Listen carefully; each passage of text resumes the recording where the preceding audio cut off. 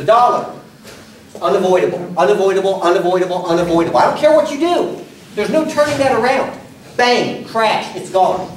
It's gone. Now, the dollar is a really unique thing to just lose because it's the world currency.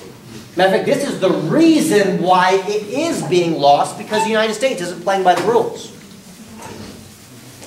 And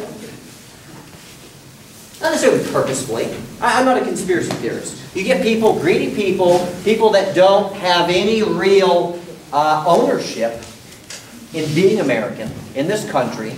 They're globalists, and they're just doing what they do. They're following the next logical process. Exactly, Soros. So, without getting into all this alone, we can spend 3 hours on this. An intriguing 3 hours on that. We don't have time. I'm going to go on to the next component. The 10,000-mile supply chain. It is the rope that you will hang on. The 10,000-mile supply chain is the great weakness in a global society. That's why centralization never works. 10,000-mile supply chain, a t-shirt that the fabric was, made in China and assembled in Honduras. It goes halfway around the globe and then halfway again before it actually gets to your shelf where you can buy it. Look at how many things in your everyday life go around the globe. Any interruptions in that supply chain, and we have a severe problem. I don't need to explain this one too much. You feel it, you sense it already. You are not close to the components that make up your life. Where's the closest source of fiber? Just fiber. To where we live right here. Enough to support this population. Where is it? Where's the closest source of coal?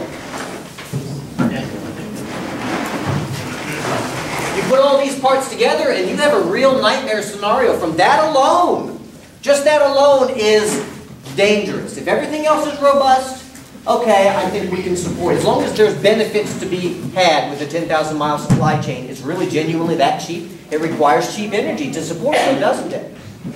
And that's where we get to the next part. Not just energy policy, but sabotaged energy policy. We have the ability as Americans to innovate forward and push hard. Americans are unique in the world because we work smart and we work hard. Okay, that's a unique mix in the world. We don't like to work hard. We don't like to work harder than what we have to. And it's not because we're lazy. We like working hard. So we come up with a way that you can use 1 unit of energy to produce 2 units of goods, and 4 units of goods, and 20 units of goods, not so we can sit back, but so we can work on something else. That's who we are. There are exceptions, but Americans, that's who we are. I have complete confidence in our ability to fix our actual energy situation. We cannot do without it. Some people have said to me what we're looking at is a slide back to the 18th century. They're wrong. They're absolutely wrong. The majority of the people in the 18th century were farmers. They knew how to farm. And, I mean, let's not bother mentioning that they lived an average of 35 years, too. So, half of you are already dead.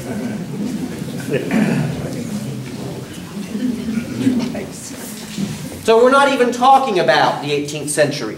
The equipment is missing. The seed cleaning equipment, it doesn't exist in this country to support agriculture on a local and community way that is repeatable.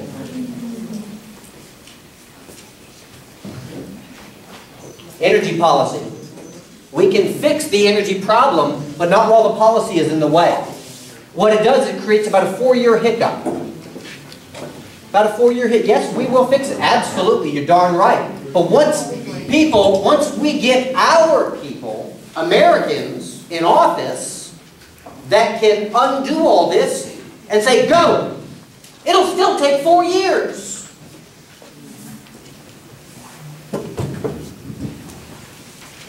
So it's going to be an absolute knockout fight just to say the word go. And then from there, we have to be able to live while we're fixing it. Okay, where's that coming from? Where's that ability coming from? Last part of it, and this is one of the most sobering components. It's actually been going on for about 30 years, but honestly, I only became really with my own eyes on the ground, privy to it, started last year. And I've taken a good look at it, and it's horrifying. At an exponential rate, we have a total loss of our agricultural and industrial production base. What I'm talking about here is you can say, hey, we produce 25 million units of XYZ. We need 50 million units. Or we need this one part to provide for this particular process. The machines aren't in America anymore to make the extra 50 million parts. This is the most sobering component of really all of it, because even when you say, let's do it, even when you dream, even when you say, we got the plan, the machines don't exist to make it. You're going to bang it with your bare hands? The machines are not here. We are being picked clean at an exponential rate by other countries that are coming in private here. You know what? It's just good business. I know people personally myself, micro-industrialists, mid-level industrialists, that the only way that they can pay their bills and pay their debt and prepare and batten down the hatches is to sell every piece of equipment they have. Entrepreneurs are coming in from India, Pakistan, Brazil, around the world to buy our equipment. Now, in the big picture, it's okay. It is completely okay. You guys know, a lot of the cellular systems in Europe and Japan work way better than ours. Way better. A lot of their electrical systems work way better than ours. Why? Because our electrical and communication grids are much older than theirs. We did it first. So our systems are less efficient. So when we lose all this stuff and can't build more, in the big picture, it's okay. We'll build another one. Even better. But in the meantime, what do you have? The problem isn't that it's over.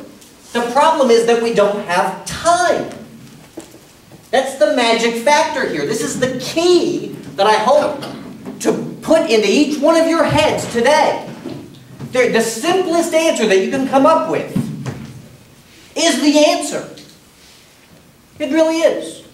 You just need time.